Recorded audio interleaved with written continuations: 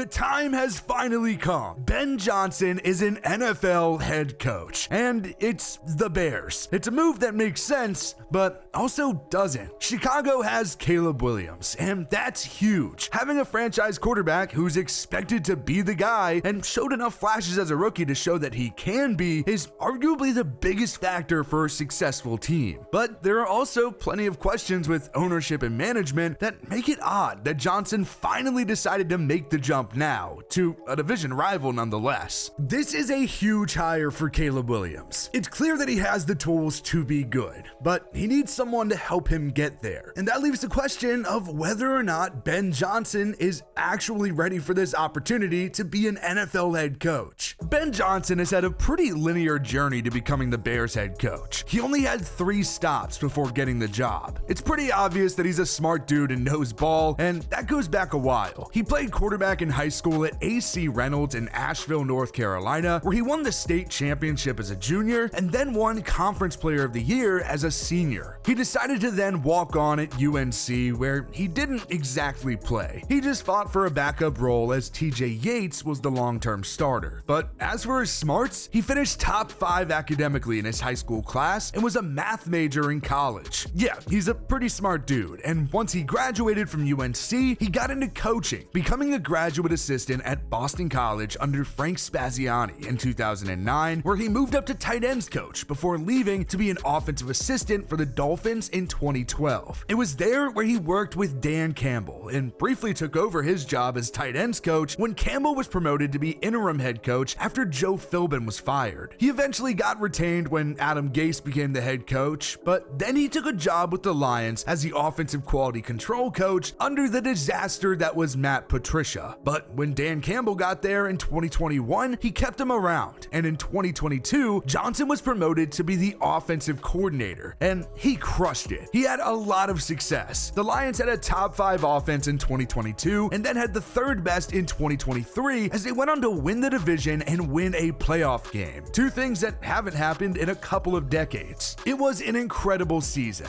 but the Lions ultimately fell short in the NFC Championship. So with unfinished business, even though he was a prime head coach candidate, Johnson returned to Detroit for 2024, and the Lions didn't skip a beat. They had the best offense in football and averaged 33.2 points per game. It was insane. Detroit went 15-2 and even got the first round bye in the NFL postseason, all just to lose to Washington in the divisional. Was it worth the return? Who knows? But one NFC Championship appearance, and that was it for Ben Johnson in Detroit. And same goes for Aaron Glenn, who just became the Jets' new head coach. Clearly, Johnson has shown the ability to be a great offensive mind, but being a coordinator and being the head coach comes with different responsibilities. Now, I think it's a great move, not only for him, but for the organization in Chicago as well. Ben Johnson is a guy that, as a Patriots fan, I was really interested in trying to get. Now he's in Chicago, and it does make sense. It's a little jarring,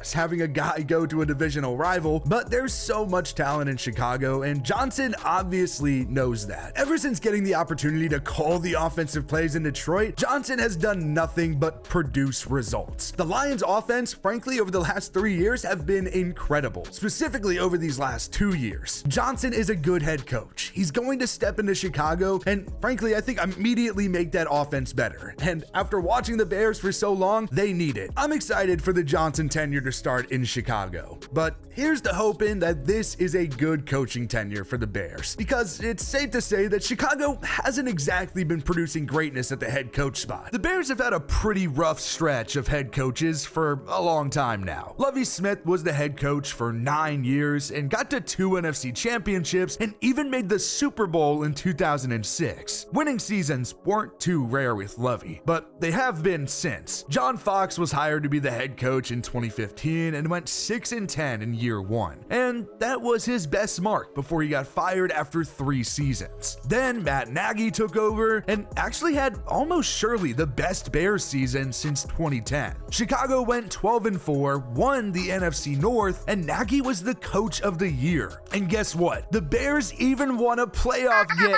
Wait, that was the missed Cody Parkey famous double doink game from 43 yards out? to lose to the Eagles 16-15. I'm making a complete what of myself?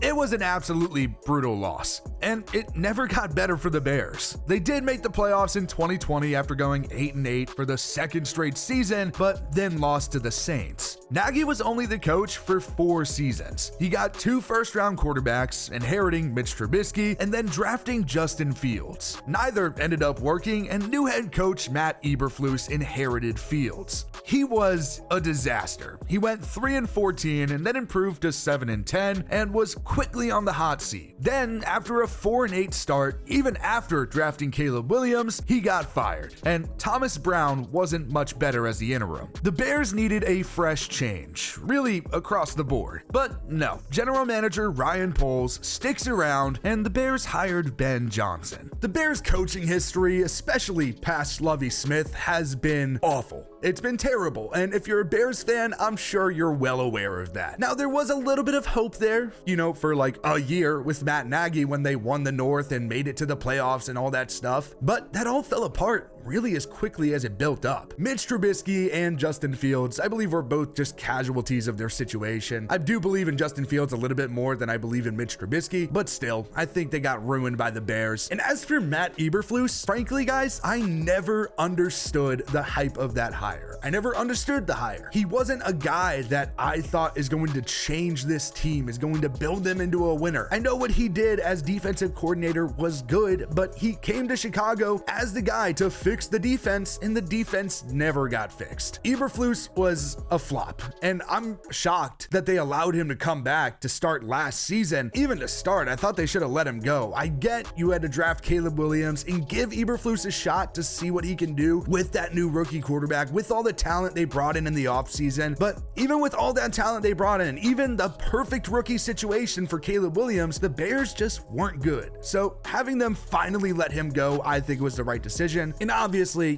Thomas Brown didn't really do much to end the season. I think the hiring of Ben Johnson is going to completely transform this offense. There's so much talent on this offensive side of the ball that if you can get someone in there that just knows how to competently call the offense, and clearly Ben Johnson is a genius when it comes to drawing up trick plays and just, having an offense produce, it has the potential to be a great spot in a great situation, specifically for Caleb Williams. Now, keeping Ryan Poles around, I don't really understand. I think most of the time it's a good idea to bring in a new GM and new head coach at the same time. I'm not sure what their deal with sticking with him is. I'm not saying that he's made the worst decisions ever, but obviously the team hasn't been able to produce, and at some point that finger does have to be pointed at the GM. I don't know how much longer Poles sticks around. I'm assuming he gets a year with Johnson, and if they don't turn it around, he's probably going to be the scapegoat, but who knows? Hopefully Chicago can make the right moves in the offseason to set up Ben Johnson well for his first year as head coach. The ownership situation and even the management situation for the Bears doesn't seem great, but why Ben Johnson would want the job does make sense. I think you have to start with Caleb Williams. He was just the #1 overall pick for a reason, and he's super talented. His rookie year did get buried a bit by what Jaden Daniels and Bo Nix were able to accomplish in their first years, but he has a lot of talent, and he really just needs someone to help him develop. And lucky for Johnson, there are already some good weapons that he made the most of last season. Roma Dudze was another first-round pick for the Bears, and then Chicago also has both DJ Moore and Keenan Allen, at least for now. Add in Cole Kmet at tight end and DeAndre Swift at running back, and it's surprising that the offense wasn't any better in year one. The offensive line was mostly just mid, but not bad, definitely not good, but Caleb took a lot of sacks, and he definitely didn't help his case. He's going to have to grow up a bit and realize just how different the NFL is, but it's important to remember that both Jaden and Bo are older than Caleb Williams. And as for the defense, yeah, the Bears sucked. Matt Eberflus was hired as this defensive-minded guy, and the defense was terrible. It really makes no sense, but that's exactly how it went. So now there's a reason that he's not there, and Ben Johnson gets to take over a team that does already have a ton of talent. The Chicago Bears are talented, especially on the offensive side of the ball. There are names there that have the potential to be really good. DJ Moore is a dog. Keenan Allen on the back end of his career is still good. DeAndre Swift, a hell of a running back. And Caleb Williams, I do believe, has the potential to turn into this franchise quarterback. He has talent, he has skill. He was the #1 overall pick for a reason. I know that Jaden Daniels has this incredible season, still is. I mean, they're still in the playoffs, but that's not the norm. Caleb Williams struggled in his first year in the league, and that's completely normal for rookie quarterbacks. I do think getting Ben Johnson is great. Clearly, he wanted Ben Johnson. If you guys remember, he got prank called by I think it was a 12-year-old a little while back, and he was pissed because they thought that Ben Johnson was finally their head coach. Funny enough, that actually ended up being the case, so he could only stay mad for so long. But now Caleb Williams gets the guy he wants at head coach in Ben Johnson. Ben Johnson gets to come into an organization that has their future franchise quarterback. At least that's what it seems like for now. And theoretically, they should be able to hit the ground running. You have to improve that offensive line, obviously, but it's also on Caleb Williams for a lot of those sacks. He holds onto the ball for way too long at times, and he's going to have to learn to get rid of that. But now it's just looking at the Bears and seeing how Ben Johnson fills his staff. That defense needs a lot of work, so hiring a good DC is going to be important, as is filling the rest of his staff. But for now, it looks like the future could be bright in Chicago if Ben Johnson can pick up where he left off in Detroit with the Chicago Bears. And it's going to be a hell of a ride to watch the Chicago Bears and Dan Campbell face off twice a year. The prodigy and the master clashing heads, so it's going to be really fun to watch. And I really do think that the NFC North just got that much more competitive.